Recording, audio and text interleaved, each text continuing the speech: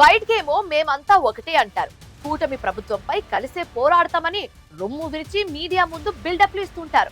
కానీ లోపల scene cut చేస్తే మాత్రం పిల్లి కూతలు, ఒకరిపై ఒకరు ఆధిపత్యం కోసం ఎత్తుకు పై ఎత్తులు, సొంత పార్టీ నేతల కుమ్ములాటలు.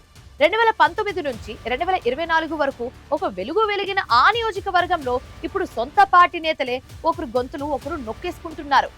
పోరాడే బలమైన మహిళా నాయకురాలికే ప్రెస్ మీట్ లో మాట్లాడే మైక్ ఇవ్వడానికి భయపడుతున్నారు. ఇంతకీ అసలు అది ఏ నియోజకవర్గం, ఎవరా నేతలు? Let's have a look on it. Krishna జిల్లా పెడన నియోజకవర్గ ప్రతిపక్ష వైఎస్ఆర్సీపీ రాజకీయాలలో అంతర్గత కుమ్ములాటలు ఇప్పుడు రచ్చకెక్కాయి. కృత్తివెన్ను మండలానికి చెందిన సీనియర్ మహిళా నాయకురాలు, వార్డు మెంబరు స్థాయి నుంచి ఎంపీటీసీ, ఎంపీపీ, జడ్పీటీసీగా వరుస విజయాలు సాధించిన నేత మైలా రత్నకుమారి వైఎస్ జగన్మోహన్ రెడ్డికి సుపరిచితురాలై 5 జిల్లాల జోనల్ ప్రచార కమిటీ బాధ్యతలు నిర్వర్తించిన ఫైర్ బ్రాండ్ లీడర్ ఆమె. కూటమి ప్రభుత్వం అధికారంలోకి వచ్చిన తరువాత నియోజకవర్గంలో టీడీపీ వైఫల్యాలపై గళమెత్తుతూ వైసీపీ తరపున నిలబడ్డారు. అయితే ఇటీవల జరిగిన పార్టీ ప్రెస్ మీట్లో అధికార పక్షంపై మాట్లాడేందుకు ఆమె ముందుకు రాగా సొంత పార్టీ ముఖ్య నేతలే ఆమెకు మాట్లాడే అవకాశం ఇవ్వకుండా పక్కకు తప్పించడం తీవ్ర కలకలం రేపింది. ప్రత్యర్థులపై విరుచుకుపడే మహిళా నేతకు మద్దతు ఇవ్వాల్సింది పోయి ఆమె మాట్లాడితే ఎక్కడ క్రెడిట్ కొట్టేస్తుందన్న అసూయతో సొంత నేతలే ఆమె నోరు నొక్కే ప్రయత్నం చేయడం పెడన వైసీపీ వర్గాలలో హాట్ టాపిక్గా మారింది.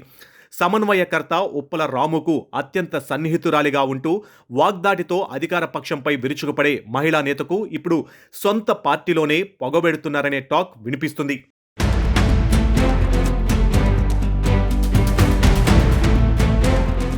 ఇది కేవలం ఒక్క మైలా రత్నకుమారి సమస్య మాత్రమే కాదని, పెడన నియోజకవర్గ పరిధిలోని ద్వితీయ శ్రేణి నాయకుల పరిస్థితి మరింత దయనీయంగా తయారైందన్న ఆరోపణలు వస్తున్నాయి. నిన్నటి దాకా మండలాల్లో చురుగ్గా తిరిగి పార్టీ జెండా మోసిన ద్వితీయ శ్రేణి నేతలు ఇప్పుడు పార్టీ కార్యక్రమాల వైపు చూడడమే మానేశారు. క్షేత్రస్థాయిలో ప్రభుత్వంపై ప్రజా సమస్యల మీద పోరాటం చేద్దామని ద్వితీయ శ్రేణి నేతలు ప్రయత్నిస్తే మొదటి శ్రేణి నేతలు వారిని అణిచివేసే ధోరణి ప్రదర్శిస్తున్నారట. సొంత పార్టీలోనే గౌరవం లేకపోవడం, తమ ఎదుగుదలను ఓర్వలేకపోవడంతో తీవ్ర అసహనానికి గురైన ఎంతో మంది కీలక కార్యకర్తలు సైలెంట్గా ఇళ్లకే పరిమితమైపోయారు. ప్రస్తుతం పెడన నియోజకవర్గంలో పార్టీకి కావాల్సింది అందరినీ ఏకతాటిపైకి తెచ్చే సమన్వయం. కానీ నియోజకవర్గ సమన్వయకర్తగా ఉన్న ఉప్పల రాము అందరినీ కలుపుకొని పోవడంతో తీవ్రంగా విఫలమవుతున్నారనే చర్చ కేడర్లో నడుస్తుంది. సీనియర్లు ఒకవైపు, మహిళా నేతలు మరోవైపు, కష్టపడి క్షేత్రస్థాయి కార్యకర్తలు ఇంకోవైపు అన్నట్లుగా పెడన వైసీపీ 3 ముక్కలైంది.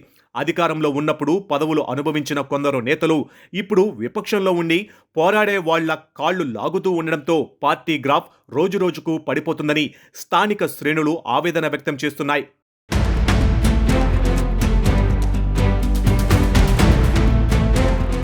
మరోవైపు నియోజకవర్గంలో అధికార టీడీపీ, జనసేన కూటమి క్షేత్రస్థాయిలో దూసుకుపోతూ ఉంటే ప్రతిపక్ష వైసీపీ మాత్రం సొంత లీడర్ల ఈగో సమస్యలతో సతమతమవుతుంది. రాబోయే స్థానిక సంస్థల ఎన్నికల్లో ద్వితీయ శ్రేణి నేతలు, మహిళా కేడర్ సహాయ నిరాకరణ చేస్తే గ్రామీణ ప్రాంతాలలో పార్టీ తీవ్రంగా నష్టపోక తప్పదని విశ్లేషకులు హెచ్చరిస్తున్నారు. ద్వితీయ శ్రేణి నాయకులు పక్కకు తప్పుకుంటే గ్రామాలలో ఓట్లు అడిగే నాదుడే ఉండడు. ఒక నిబద్ధత కలిగిన మహిళా నేతకే మాట్లాడే స్వేచ్ఛ లేకపోతే రేపు స్థానిక ఎన్నికల్లో ప్రచారానికి మహిళా కేడర్ ఎలా ముందుకు వస్తుందని విశ్లేషకులు ప్రశ్నిస్తున్నారు. అధికార పక్షం మీద పోరాడాల్సిన నాయకులు సొంత పార్టీ ప్రథమ శ్రేణి నాయకుల అణిచివేత ధోరణితో విసిగిపోయి తటస్థంగా ఉండిపోతే రానున్న ఎన్నికల్లో పెడనలో ఫ్యాన్ గాలి ఆగిపోవడం ఖాయమనే విశ్లేషణలు వినిపిస్తున్నాయి.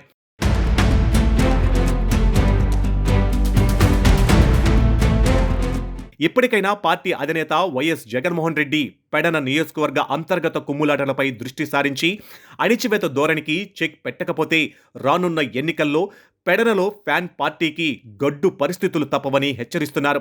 మొత్తానికి నాయకుల మధ్య సమన్వయం లేకపోతే ఎంతటి బలమైన క్యాడర్ ఉన్నా పార్టీ ఎలా బలహీనపడుతుందో చెప్పడానికి పెడన నియోజకవర్గ వైసీపీ ఒక ఉదాహరణగా మారింది. మరి ఈ మైక్ వివాదం, ద్వితీయ శ్రేణి నేతల అసంతృప్తిపై అధిష్టానం ఎలాంటి దిద్దుబాటు చర్యలు తీసుకుంటుందో చూడాలి.